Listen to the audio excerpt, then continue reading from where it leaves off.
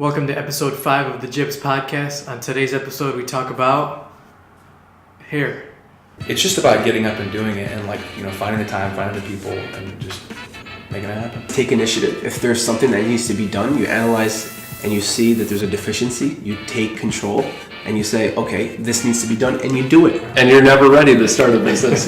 You either do it or you don't. This is sort of a self-made man city. It's the great American city. You can leave here and go anywhere in the world and be okay. Welcome to the Jibs Podcast, showcasing Detroit's movers and shakers, bringing you stories that reveal the gusto and grit that's long defined the city and its people.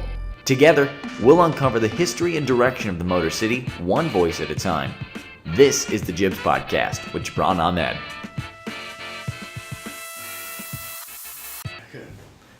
Welcome to the Jibs Podcast, guys. We got an exciting episode here today. I am with Aaron and Willis, the founders of DāO. Let's just get right into it, guys. So, can you guys tell me a little bit about what DāO is? Can you guys introduce yourselves, your history, your background? Sure. DāO, first of all, is an acronym for Defy All Odds. Mm-hmm. We encourage all of our clients to do just that. We feel as if our products will help them do that. We're a unisex natural hair care company. We intentionally are very inclusive about our products being for men, women, and children. We feel as if everything was put on this earth already for us. It was just about the right combinations and ingredients. So most of our products are made of plant-based materials. I'm born and raised in Detroit, Michigan. Went to college in Ohio, Youngstown State in Ohio to be exact. Was blessed enough to play football professionally for 12 years after I graduated.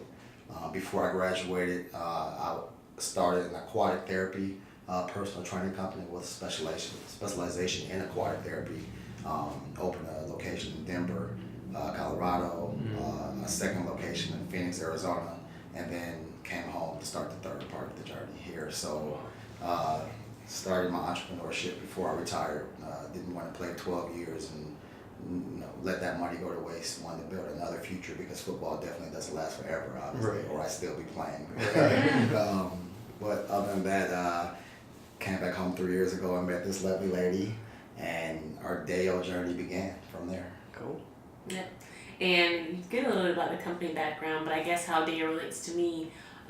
Very frankly, 10 years ago when I was working in my first full-time job in New York City, I was wearing my hair as you see today in curly afro, a little bit shorter, a little bit blonder, and was told very straightforwardly by my manager that my hair was inappropriate for the work environment. And so I ended up quitting the company the very next day, yet that stuck with me for many, many years, and I was incredibly insecure about my hair, about wearing it curly, especially to work. I thought it was unprofessional. I thought in some ways, would be unprofessional wearing it, and opted instead to straighten it. I straightened it, on a regular basis, did color treatments, did straightening treatments, everything to sort of strip it of its natural texture. And, coupled with, lots of other things, a few years ago, I decided to just cut it all off. And start new, and that's when I guess the DāO journey for us began, because I started experimenting in my bathroom, mixing together products. I wanted something that had an even application, so that's why I put all the ingredients into a spray bottle as opposed to squeezing out moisturizers or dipping creams with my hands, so it could be lightweight and really give my hair the refreshing look that I was looking for. And we ended up connecting with a chemist who had over 40 years in the business. It was really, like you said, a blessing, this whole process, because things have really just fallen into place without us having to force it, really. Sure. And, we were able to create this great product that's led us to developing a full product line. Wow. So you've obviously been passionate about this for a while, and you've been thinking about it for a while. It's affected your life. But at what point do you decide to turn it into a company and a physical product? Well, it's a great question, by the way. As you mentioned, we were in our bathroom mixing things together, and as I noticed very quickly that her hair was not only growing, but it was growing healthy. And that comes a lot from, I guess, the time she takes her do her hair at night. That time was cut down tremendously because the product we were using in the bathroom was actually, that we made in our bathroom was actually working. So not only that, we would go to places like Target or other retailers, and she'd be in line getting ready to check out, and people would literally walk up to her with other products in their hands, other name brand products in their hands, saying, "Hey, what do you use though?" And that's when I kind of looked at her like, "Hey, we may have something here." So obviously we had to take that to a chemist to have him make our formula, and so we can be the proprietor of that. And we flourished from there. Then another thing too, we noticed that it wasn't just good for her, but because the natural ingredients we were using, I don't have here. But we have a scalp conditioner that we use that we made pretty much out of the same formula, but it keeps our follicles healthy, which lets her hair grow, prevents me from having razor bumps. It's the same thought process: healthy head, healthy scalp, healthy hair. If your hair doesn't grow, you have a clean scalp. When men shave their scalp all the time, for all those guys listening, you're constantly stripping away skin. Well, you want to give your scalp some kind of help with that healing process. You want to rejuvenate that skin quicker because most men shave their heads every day or every other day. So it's a lot more than her going to the beauty salon once a week or something like that. We're constantly applying a razor to our head to have a clean shaved head. So the only help you have is whatever you put on after that. And our scalp conditioner does a good job of revitalizing, keeping my head clean. Conversely, if your hair is growing out of your follicles, great. That's a better deal because your scalp conditioner will help. Yeah, and I think for me, the transition came more mentally than it actually did physically. He kind of talked about the process of starting the business, but you have to be in this sort of entrepreneur mindset. And he, like mentioned before, had already been an entrepreneur, had already started a business, and kind of knew, I guess, had gotten over the fear, if you will. And for me, I still wasn't quite there yet. And I would say that my time, I was working for this organization locally called Pony Ride, and it's a nonprofit that supports creative entrepreneurs. I was serving as a director of retail and marketing there, and my role was to activate the Pony Ride space with markets for local entrepreneurs and small businesses. And I did this for an entire year and a half. And so working with so many people from so many walks of life, doing such various different businesses, really inspired me, I think, to do something on my own. And seeing people every day in this cool creative space, really defying the odds, and building products and making products that they ship internationally, made me feel like, why couldn't I do this? Like, if they can do it, and then I've gotten all this great education. So, I also went to business school, undergrad, and I got my MBA from Harvard, got my Master's of Public Policy also from the Kennedy School at Harvard. So I've got all these credentials, yet, still had this, fear. And so I just needed to go out and do it. And so I guess once I sort of got that exposure to all these other entrepreneurs and sort of the experience of working with them and seeing them, then I knew that this is something that we could do.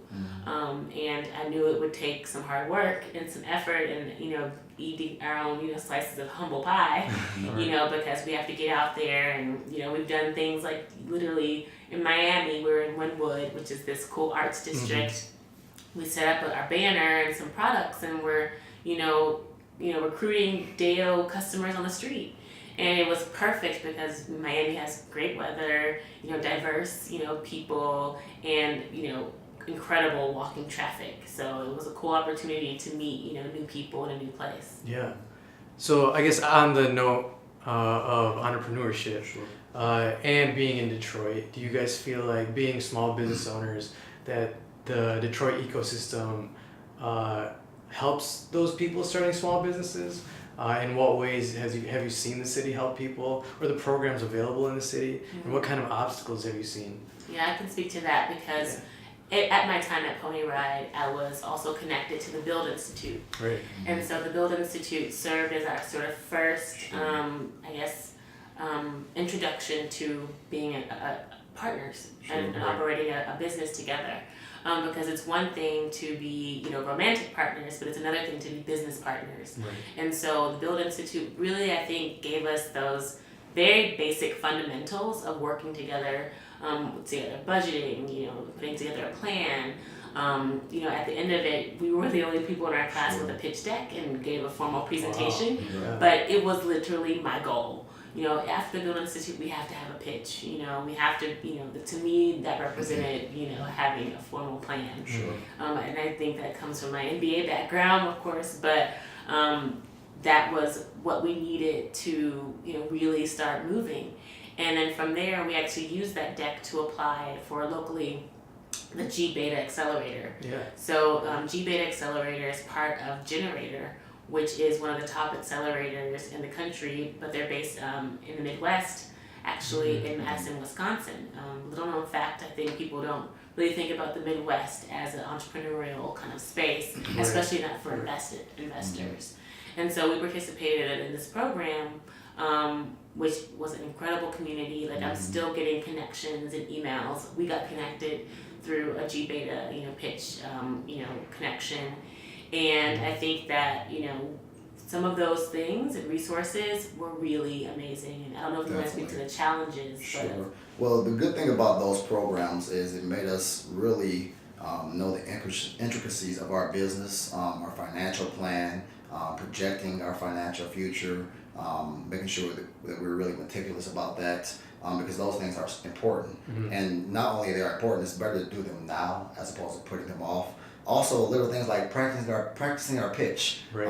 For the Generator program, we had to speak to a lot of investors, angel investors, people that we didn't know how that pitch may affect us in the future. So you want to be your best always. Right. So the first couple of times you're a little nervous, but literally the first time we pitched, I believe we did maybe like 6 pitches in that day.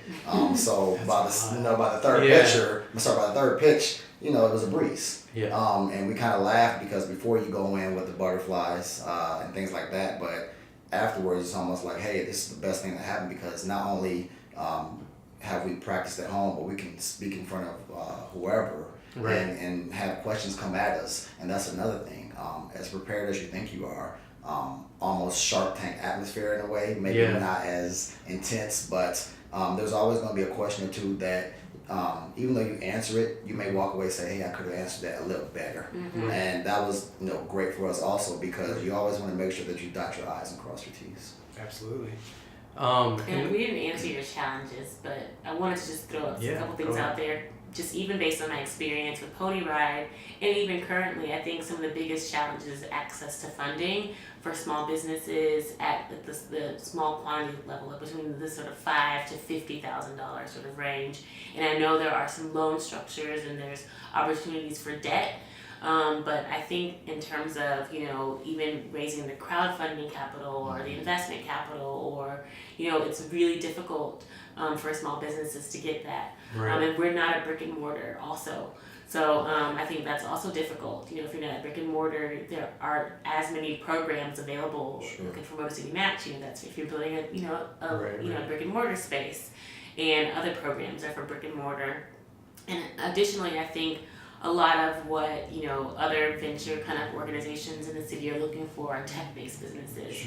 But what we're seeing through my work at Pony Ride, through G-Beta, through Build, all these other programs we've been involved with and communities we've been involved with, there are so many product-based companies. Detroit is a maker city. We are a community of designers, creators, engineers, and makers.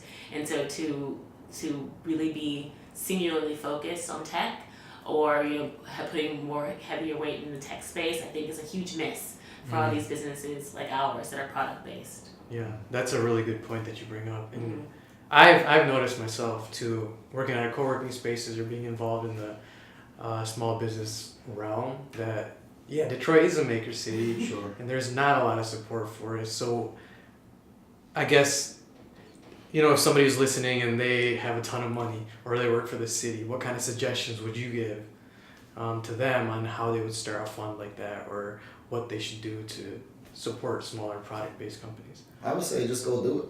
Yeah. And that's part of our mission, is to do just that with our company as it grows, is to come back and help those who may have been in our position thrive one day. So that's definitely part of our mission plan. But to answer your question, I would say just go do it, or partner with someone like-minded who may have already kind of put a template out there and just may need somebody else to help them out. Exactly. And that there's a lot of people out there like that. And the thing about it is, it's not a bad gamble, because there are so many people like us out there that have great ideas, great innovations that aren't solely tech based, that can help revive the city. That's another reason why I love being home, and because I want to be part of the revival of Detroit. Right. And as you mentioned, and as she talked about earlier, the resilience of the city, the blue collarness of the city, regardless if you're in the white collar world, you probably came from a blue collar background. Yeah. So with that being said, hey, there's a lot of ways for us to bring the city back. Just partner with the right people and invest those dollars. Think outside the box. I would definitely say that. Think outside the box, because there are a lot of people doing some brilliant things here. Yeah. And some of those partners, just to add some names, could be like NEI, New Economy Initiative, partnering with them, or partnering with Invest Detroit. Like they've created a few funds, many of which are focused in the tech space. But if they have the interest in products, even Rock Ventures, the team over at Quicken Loans, and they're just to name a few, the EGC, the Detroit Economic Growth Initiative, Corporation, excuse me.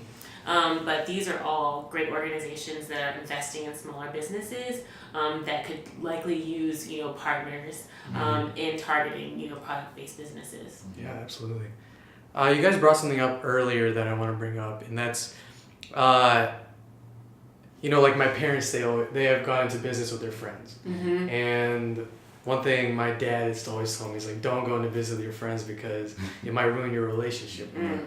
But you guys are on a different level than that. That's your guys are on the next level, right? And so how do you deal with, again, like you said, having a romantic relationship, but then also having a professional relationship? I'll answer that first, because the romantic part obviously is how it started. But even more with us, to add something that's spiritual, and not to be too cliche or even cheesy, but I say she's my avatar. And if you've seen the movie, it was kind of when they connected, it was always a jolt. But once everything smoothed out, they were one. Communication is huge, especially with the business, in the relationship or the business. That's huge. We have to talk always. One thing that we learned through the Build Institute and our instructor, Brandon, who was awesome, he said you guys should always have the mindset of both and that was very important, meaning that, hey, she may have her opinion on one thing and I may have my opinion on that same thing, and we may be on opposite ends, but we both have the same goal, which is we want DAO to thrive. So let's figure out a way to incorporate that, both and, type concept. So with that being said, we have our days where, we're racking our brain to figure something out, and not that we're on different pages, but we can both be stuck on that same issue. But the fact that I have her with me, working on it, we come to a resolution that much quicker. And then that's huge. To know I have her beside me and behind me. She's got my back and she's always right there next to me. It's huge. And I say that with peace of mind, because not everyone has that as an entrepreneur starting off. There are some partnerships that start off and they don't feel that way about their partner. They may just be in a financial situation. So with us, hey, we know we're vested and we're all in. But at the same time, I know that regardless, like I said earlier, we're on the same team, and that's huge. Yeah, and I would just add to that and saying that DAO was created first because of us. We created the name before the company because we believed that individually we defied all odds. We really believed that we were free spirits. We kind of achieved all these great things on our own, and we coming together, we believed that we could just conquer the world. And so that really is embodied in our business, and the way we think about our mission, and encouraging others, individuals, man, woman, we say young, old, no matter what your ethnic background, we believe that you should own your identity, whether it's curly hair, straight hair, long hair, short hair, don't care, but you defy all odds. No hair, or no hair. Yeah, that too. Defy all odds, and that's really, I think the success of our company models the success of our relationship. And the better we can work together, the better the company will be. And every day we're getting stronger, we're getting better. I think that's probably why, it's taken this time to launch the business. Because we had to, grow our relationship. And now that we have that trust, I think we're unstoppable. Yeah, I think that's fantastic advice. Let's go back to the mission of the company. We were talking about this earlier, is that, for me growing up, I was always ashamed of my hair. My hair gets really thick and like curly when it gets long. I showed her a picture, I used to have hair down here. I believe it. Beautiful. I believe it. And so, but the thing is that throughout high school, even in college, I really didn't like my hair. I always wanted it to be straight and silky because I thought that was the thing. Like girls would like that, and And it wasn't until later when I really started accepting my body and everything else, where I'm like, you know what, people actually do love my hair because I do get complimented on it all the time. So it's like a whole process. But what is that story related to each of you individually, and also how do we ingrain in, I guess, like younger children, right, and younger people, and even people that are older, that they do have beautiful hair. And I'll say this I'll tell my story really quick. She's told her before, but my hair used to be, I had a head full of hair, curly hair, long. I mean, it was wonderful. In college, I cut it off one time just because, hey, a couple guys did the bald head thing, so I did the bald head thing with them. Well, my hair didn't grow back the way I wanted it to. I kind of started noticing the retractable roof in my hair, and I kind of freaked out because in my mind I'm still young, but who cares? On until my adulthood, it started to slowly thin. Well, finally I said, you know what, I'm just going to chop it all the way off. But I still cared about how I looked. I still cared about my grooming. And as far as our mission, our company, I told myself, I don't care if I have hair or not. I'm going to embrace who I am, and it still doesn't mean that I'm an ugly guy or anything like that. I mean, a lot of guys lost their hair, but still, that doesn't make my hair doesn't define me in that way. I still can be confident and so on and so forth. One thing that she talks about really well is that we want people to not only embrace who they are, but how you feel on the inside. Your hair usually manifests that. Meaning that if you're stressed out a lot, people's hair usually thins. We have a big thing where we talk about preaching meditation, breathing, all those things that relate to spirituality. Because again, the more confident you are about who you are, the more it shows through your hair, how that grows in a good way. So we want people to realize it's more than just a product you're using, regardless of our product or not. It's kind of how you feel on the inside. Another way, on the positive side, when women are pregnant, a lot of this is due to their hormones, sure, that their hair grows and their nails grow, but the bigger part is because how they feel. They're usually happy. Something's growing inside of them. I mean, people say they glow. Well, that glow transcends from the inside. So we want to preach that message and let everybody know it's more than just the product. It starts with you. Yeah, and just to speak a little bit more about sort of how the mission operates, a percentage of each of the sales from our products go to this initiative that we call the hashtag Defy All Odds, Own Your Identity Initiative. And so what we do with this initiative is, host a series of workshops, also initiatives, community engagement gatherings, to promote this message of mind, body, and hair. And like he said, we talk about, our own experiences of, living, bad lifestyles, drinking, partying, eating bad, like me not taking care of my hair, and having to really change our lifestyle.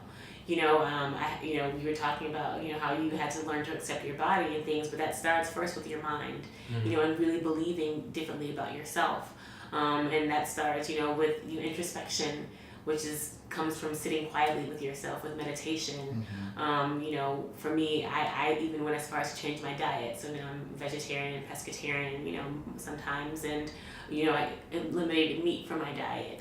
Additionally, starting to behave different, so getting more sleep, going out less, and just trying to focus more on taking care of myself. And and these sort of practices, we try to teach, through our workshops, through our initiatives, through our messaging. You'll notice, like, in our Instagram and our other social media platforms, we always have very positive messaging, whether they are quotes from Lao Tzu, who is actually the founder of Taoism, from which DāO is inspired. And I always love to use the quote, nature doesn't hurry, yet everything is accomplished.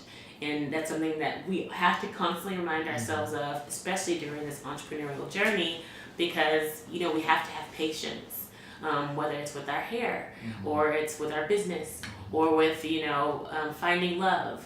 Who knows? But I think that we want to try to teach along with our products, and this is all part of our initiative. Yeah. That's cool that you brought up the Taoism thing.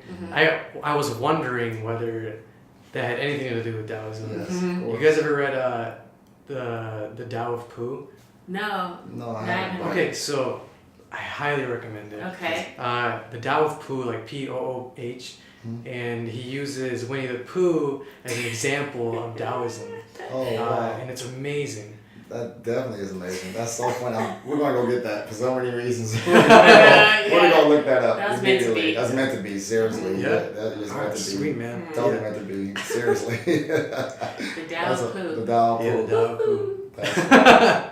Oh, wow. That's funny. And then, the last question I really like to end on is, we're in Detroit, we're in the Motor City, we're in a place where, like, grit and hustling and grinding is part of who we are. And there's a lot of people interested in coming to the city. There's a lot of people interested in leaving the city. But why have you guys decided that Detroit is the place where you want to build your business? Well, I've always said Detroit is another planet in a good way. I've been in a lot of places in the world, all over this country, and a lot of people from Detroit will probably say this exact same thing, that after growing up here, you can leave here and go anywhere in the world and be okay. And I mean that wholeheartedly. I can go anywhere, and I mean that from the street side of it, obviously, because you growing up here, you get accustomed to some things. But then also not only just the street side of it, but the business side of it.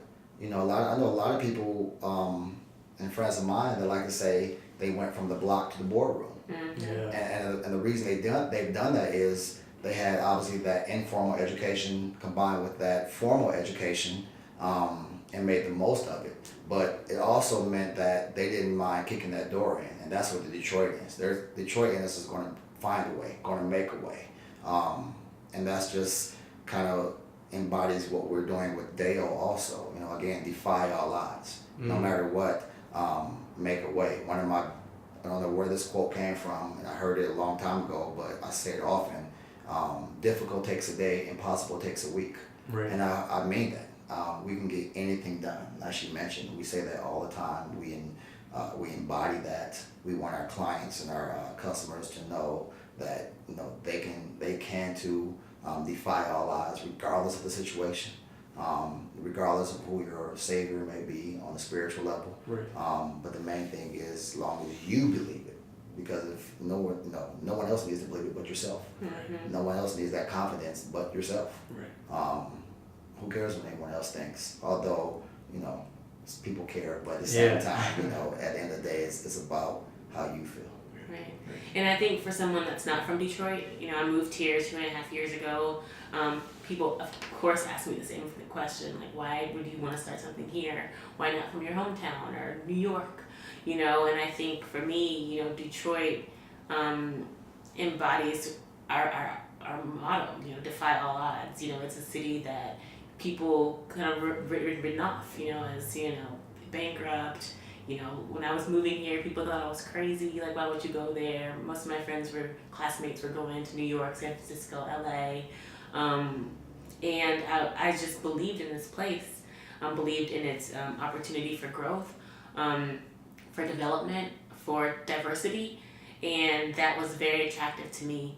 And, you know, look at it already, you know, after 2.5 years, it's grown so fast, so quickly, and it really embodies, you know, this spirit of entrepreneurism that I don't think any other place can in a way.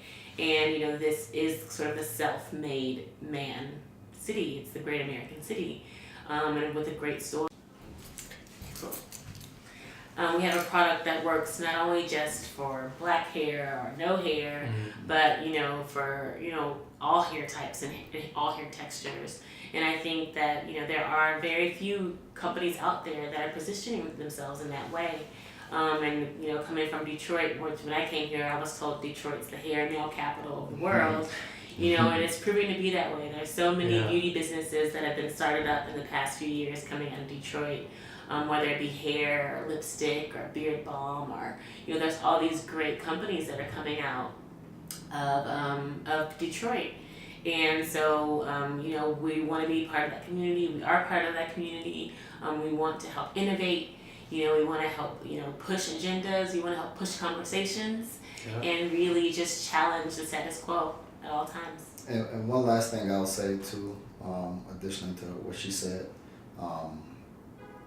I think the best thing that Detroit gives us, or being here in Detroit and living here, and if you're from here, even if you live here, came from another city like she had, what you appreciate, especially in the long run, the best thing is it gives you humility.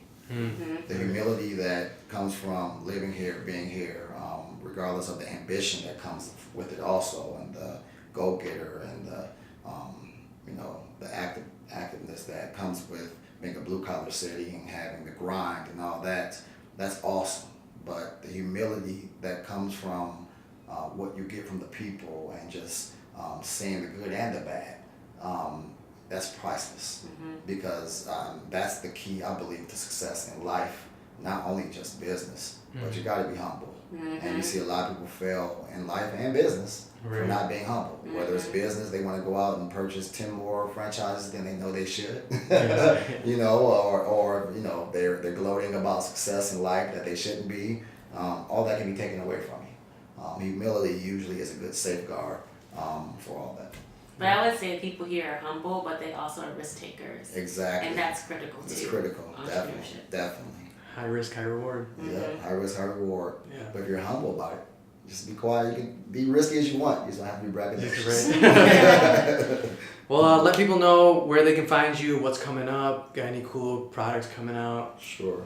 So you can find us at DāO Detroit on Instagram and Facebook. That's at DāO Detroit, DAO Detroit. Our website is same, www.daodetroit.com. And currently we have just recently launched our full product line. So you can see that also on our website and learn more about us on social media. And you can currently purchase our Naturel moisturizing spray, which is phenomenal. And another thing too that we didn't really talk about a lot is the fact that, and I talked about it, but we are, again, like I said, unisex. So no longer do you have to buy 10 products at wherever you buy them at normally for your whole family. You don't have to buy his, her, and babies. So, you know what I mean? For the most part, we have something that's going to take care of everyone in your household. Right, so it's effective enough for us, yet gentle enough for babies and kids, and so. That's fantastic. Great. Well, Aaron, Willis, Thank you for speaking with me today. Sure, thank you. And till the next episode. Thank you. Peace. Peace. Cool.